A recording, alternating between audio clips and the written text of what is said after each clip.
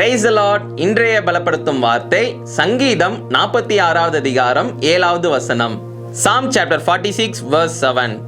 சேனைகளின் கர்த்தர் நம்மோடு இருக்கிறார், யாக்கோபின் தேவன் நமக்கு உயர்ந்த அடைக்கலமானவர். The Lord of hosts is with us, the God of Jacob is our refuge. ஹல்லேலூயா.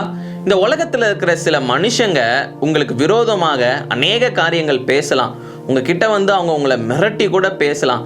ஆனால் நீங்கள் ஒரு காரியத்தை புரிஞ்சுக்கோங்க, சேனைகளின் கர்த்தர் நம்மளோட கூட இருக்கிறார். நமக்கு அடைக்கலமானவர் அவர்தான். அவர் நம்மளை பாதுகாக்கிற தேவனாக இருக்கிறார். அவர் நம்மளோட கூட இருக்கிறார். எந்த மனுஷங்க உங்களுக்கு விரோதமாக பேசினாலும் எதற்காகவும் நீங்க பயப்பட அவசியமே இல்லை. காரணம், சேனைகளின் கர்த்தர் நம்மளோட கூட இருக்கிறார்.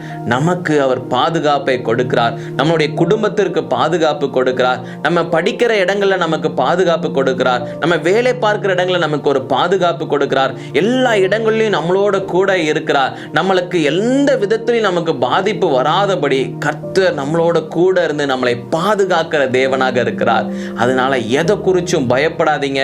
மனுஷங்க பேசுகிறத குறித்து பயப்படாதீங்க. அவங்க உங்களை மிரட்டினாலும் நினைச்சு பயப்படாதீங்க.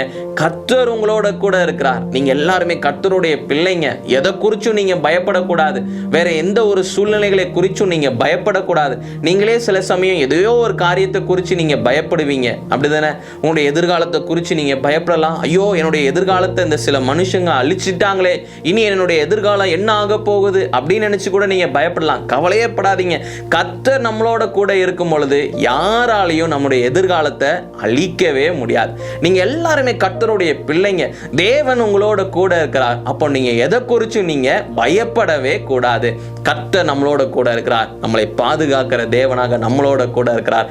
அவர் நிச்சயம் நம்மளை பாதுகாப்பார். எப்பேற்பட்ட மனுஷங்களே வந்தாலும், எவ்வளவு கூட்டமான மனுஷங்களே நின்று உங்களை எதிர்த்து நின்னாலும் யாராலையும் உங்களை கிட்ட நெருங்கவே முடியாது. கர்த்தரே உங்களுக்கு பாதுகாப்பு கொடுப்பார். ஹல்லேலூயா. அதனால சோர்ந்து போகாதீங்க, பயப்படாதீங்க. கர்த்தரை விசுவாசிங்க. கர்த்தர் என்னோட கூட இருக்கிறாருன்னு விசுவாசிங்க. நிச்சயம் கர்த்தர் உங்களை பாதுகாத்து வழி நடத்துவார். நம்ம எல்லாரும் கண்களை மூடி செபிக்கலாம். எங்களை நேசிக்கிற நல்ல தகப்பனே, கர்த்தாவே, பிள்ளைங்களோட கூட இருந்து பிள்ளைங்களை பாதுகாக்கிற தேவனாக ஆண்டவரை எப்பொழுதும் நீங்க பாதுகாக்கிறீங்க. உங்களுக்கு நன்றி செலுத்துகிறோம் அப்பா. ஆண்டவரே, சூழ்நிலைகள் எல்லாவற்றையும் மாற்றுங்க. எல்லா பயத்தை நீக்கி போடுங்க. எதிர்காலத்தின் பயத்தை நீங்க நீக்கி போடுங்கப்பா.